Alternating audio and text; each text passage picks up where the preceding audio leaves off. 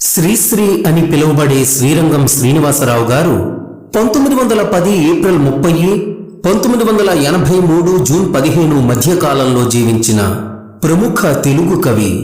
విప్లవ కవిగా, సాంప్రదాయ ఛందోబద్ధ కవిత్వాన్ని ధిక్కరించిన వాడిగా, అభ్యుదయ రచయితల సంఘం అధ్యక్షునిగా, విప్లవ రచనల సంఘం స్థాపక అధ్యక్షుడిగా, సినిమా పాటల రచయితగా, హేతువాదిగా, నాస్తికుడిగా ప్రసిద్ధి చెందిన కవి శ్రీశ్రీ.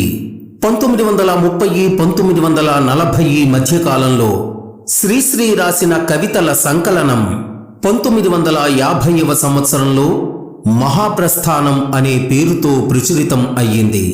అందులో ముఖ్యమైన, నేటికి ప్రజల మనస్సుల్లో పాతుకుపోయిన కొన్ని కవితలను మన ఛానల్ ద్వారా మీకు అందించాలి అనుకుంటున్నాను. అందులో భాగంగా ఈరోజు మన వీడియోలో మహాప్రస్థానం శీర్షికతో ఉన్న మరో ప్రపంచం, అలాగే జయభేరి శీర్షికతో ఉన్న నేను సైతం కవితలను మీకు అందిస్తాను. దయచేసి నా వీడియోలు చూసి వదిలేయకుండా మీరు లైక్ చేస్తే ఈ వీడియోలు ఎక్కువ మందికి చేరుతాయి. కాబట్టి వీడియో చూశాక మర్చిపోకుండా లైక్ చేయండి. అలాగే ఇలాంటి మరిన్ని వీడియోస్ కోసం ఇప్పుడే మన ఛానల్ను సబ్స్క్రైబ్ చేసుకోండి. మహాప్రస్థానం, ఇది జాతిని ముందుకు నడిపించే సమరగీతి. మరో ప్రపంచం అంటే సామ్యవాద ప్రపంచం, ప్రస్థానం అంటే ప్రయాణం. ఈ అసమ సమాజం నుంచి, ఈ దోపిడీ వ్యవస్థ నుంచి, ఈ పెట్టుబడిదారీ పెత్తనం నుంచి సమసమాజం వైపు, వర్గరహిత దోపిడీ రహిత వ్యవస్థ వైపు, కార్మిక శ్రామిక కళ్యాణం వైపు, సామ్యవాద వ్యవస్థ వైపు చేసే గొప్ప ప్రయాణం మహాప్రస్థానం. మరో ప్రపంచం, మరో ప్రపంచం, మరో ప్రపంచం పిలిచింది. పదండి ముందుకు, పదండి త్రోసుకు, పోదాం పోదాం పైపైకి. కదం త్రొక్కుతూ, పదం పాడుతూ, హృదంతరాళం గర్జిస్తూ, పదండి పోదాం. వినబడలేదా మరో ప్రపంచపు జలపాతం? దారి పొడుగునా గుండె నెత్తురులు తర్పణ చేస్తూ పదండి ముందుకు. బాటలు నడచి, పేటలు కడచి, కోటలన్నిటిని దాటండి. నదీ నదాలు, అడవులు, కొండలు, ఎడారులా మనకడ్డంకి. పదండి ముందుకు, పదండి త్రోసుకు, పోదాం పోదాం పైపైకి. ఎముకలు క్రుల్లిన, వయస్సు మల్లిన సోమరులారా చావండి. నెత్తురు మండే, శక్తులు నిండే సైనికులారా రారండి. హరోం హరోం హర హర హర హర హర హరోం హర అని కదలండి. మరో ప్రపంచం, మహాప్రపంచం ధరిత్రి నిండా నిండింది. పదండి ముందుకు, పదండి త్రోసుకు. ప్రభంజనం వలె హోరెత్తండి, భావవేగమున ప్రసరించండి. వర్షుకాభ్రముల ప్రళయ ఘోష వలె పెల పెల పెల పెల విరుచుకు పడండి. పదండి పదండి పదండి ముందుకు. కనపడలేదా మరో ప్రపంచపు కనకన మండే త్రేతాగ్ని?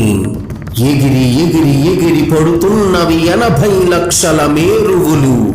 తిరిగి తిరిగి తిరిగి సముద్రాలు జల ప్రళయ నాట్యం చేస్తున్నవి.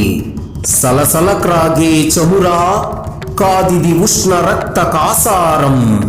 శివ సముద్రము నయాగరావలె ఉరకండి ఉరకండి ముందుకు. పదండి ముందుకు, పదండి త్రోసుకు. మరో ప్రపంచపు కంచు నగారా విరామ మెరుగక మ్రోగింది. త్రాచుల వలెను, రేచుల వలెను ధనంజయునిలా సాగండి.